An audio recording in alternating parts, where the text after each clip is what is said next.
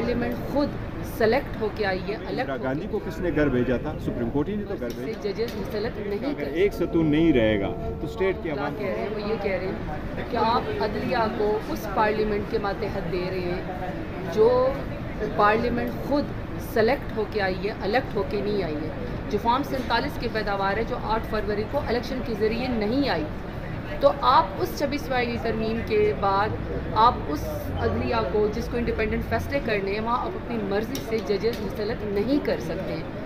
आम हालात में और होती है, अगर वाकई इलेक्टेड हुकूमत होती है और 26वां तरमीम या कोई भी तरमीम हो आपकी मीडिया के सामने मुस्तवदा होता, हमारे सामने होता, उसके ऊपर बहस होती है, तमाम कानूनदान उसके ऊपर बहस करते हैं। यहाँ तक तो आखिरी लफ्ज़ दिन तक पता नहीं था कि मुस्तवदे में है क्या, चुप चुप आके हो रहा था। देखिए कल इन्होंने additional agenda private member day पे इन्होंने रूल्स को वायलेट किया और इन्होंने गवर्नमेंट बिल्स जमा कराने शुरू कर दिए, पास कराने शुरू कर दिए जी, एडवांस सारे क्लास पास कर दिए। ना मकसद का पता है, ना ये पता है कि वो बिल है किस लिए और आवाम के किस मफाद के लिए। अच्छा, लेकिन फिर भी अज़राए करम जो वो बिल कल पास करते थे ना, तो वो बिल की ना कोई कॉपी आके हमारे डेस्क के ऊपर रख दी जाती थी कि ये बिल है। 10 मिनट के लिए सही, पर हमें उसका कुछ ना कुछ मुसवदा तो कल वो दे रहे थे। इतनी बड़ी 26वां तरमीम कर दी आपने, पूरे आइन को चेंज कर दिया, लेकिन मुसवदा नहीं था। अभी भी हम ढूंढ रहे होते हैं कि वो कौन सी 22 शिकें हैं, कौन कौन सी है जिसके ऊपर हमने बात करनी है। तो हमारे सिर्फ मकसद ये है कि आप पार्लियामेंट को, उस पार्लियामेंट के अंदर आप अदलिया को आपने दे दिया है जो पार्लियामेंट खुद जाली है, जो खुद पार्लियामेंट फॉर्म 47 की पैदावार है जो 8 फरवरी को वोट के ज़रिए नहीं आई। तो जो वोट के ज़रिए नहीं आई है वो इतने बड़े इंडिपेंडेंट जुडिशरी के फैसले कैसे नहीं होता। ये स्टेट के 3 अर्गन होते हैं, एक पे चेक एंड बैलेंसेस करते हैं। अगर वो वज़ीर आज़म जो है ना कोई कानून से बालातर नहीं है, अगर कोई वज़ीर आज़म सुप्रीम कोर्ट समझता है उसने कानून की वायलेशन की है तो ज़रूर घर भेजे। इंडिया में इंदिरा गांधी को किसने घर भेजा था? सुप्रीम कोर्ट ही ने तो घर भेजा था। फिर सुप्रीम कोर्ट में पार्लियामान बैठ गई और इंदिरा गांधी को रिस्टोर करवाया। तो जो वज़ीर आज़म आप घर भेजे, अगर आपके पास अपना लेजिस्लेशन का इख्तियार है तो आपके पास ये भी इख्तियार है सुप्रीम कोर्ट की जजमेंट को ख़त्म करें, फिर आप भेज करके दोबारा लेजिस्लेशन करें।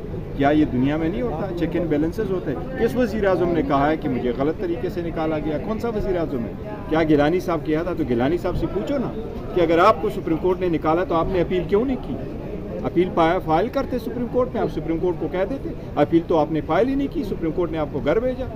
तो ये कोई बात हुई? वज़ीर आज़म से पूछो नवाज शरीफ से, आपको उस वज़ीर आज़म को कहो कि आपको घर भेजा सुप्रीम कोर्ट में, आपने रिव्यू फाइल किया, आपने रिव्यू क्यों नहीं फाइल किया? आप खुद चले गए लंदन।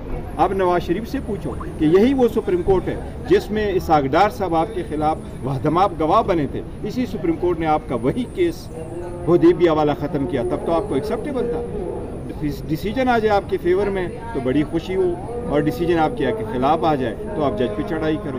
तो इससे जो भी है उसमें से सुप्रीम, वो आइन में ये नहीं लिखा था। आइन में लिखा था कि सीनियर मोस्ट जज सुप्रीम कोर्ट ऑफ पाकिस्तान या जो चीफ जस्टिस ऑफ पाकिस्तान होगा उसके असूल थे। जरदारी ने जो रेफरेंस भेजा एज अ प्रेसिडेंट, जिस वक्त कासी साहब को वो ले रहे थे और रियाज खान साहब को नहीं ले रहे थे, उस वक्त ये हुआ था कि सुप्रीम कोर्ट के पास रेफरेंस भेजा और सुप्रीम कोर्ट ने कहा कि नहीं, ये असूल उधर भी अप्लीकेबल होंगे कि सुप्रीम कोर्ट हाई कोर्ट का सीनियर तरीन जज बनेगा। और ये फर्स्ट टाइम यहाँ हुआ है। अदरवाइज़ होना ये चाहिए कि अगर हम बाकी एम्प्लॉयमेंट में करते हैं, देखो जितना आप हट करोगे, जितना आप आइसोलेट करोगे, जितना आप उसके डिमिनिश करोगे, तो सरकार स्टेट का अगर एक सतून नहीं रहेगा तो स्टेट की आवाम कैसे उसको बालाताक रखते हुए अपॉइंट हुआ इससे अदलिया में बड़े दरारें पड़ेगी। और हाई सुप्रीम कोर्ट ने यह असूल जजेस के केस में तय किए थे 2002 में मुशर्रफ के दौर में कि सीनियरिटी को प्रिंसिपल बना के करना चाहिए। फिर हाई कोर्ट के जजेस के लिए जरदारी साहब ने जो रेफरेंस भेजा था उसमें भी सुप्रीम कोर्ट ने कहा कि उनको देखना चाहिए।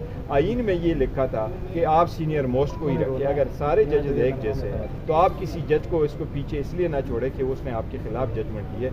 ये सुप्रीम कोर्ट है, इसी के खिलाफ हक में और खिलाफ जजमेंट को नहीं देखना चाहिए, सीनियरिटी के असूल को देखना चाहिए। सिर्फ सुप्रीम कोर्ट कब जा रहे हैं इसके खिलाफ? नहीं, देखो लोग जाएंगे, मैं ये नहीं कह रहा। पीटीआई भी हम कंसिडर करेंगे, वो सारी चीज़ों को कंसिडर करेंगे, लेकिन हम किसी चीफ जस्टिस की अपॉइंटमेंट का मकसद नहीं, हम तो 26 अमेंडमेंट को जो है एज अ होल उसको चैलेंज करेंगे। बजाय इसके कि हम चीफ जस्टिस को कहें, इस पर ऑब्वियसली इज द जज ऑफ सुप्रीम कोर्ट।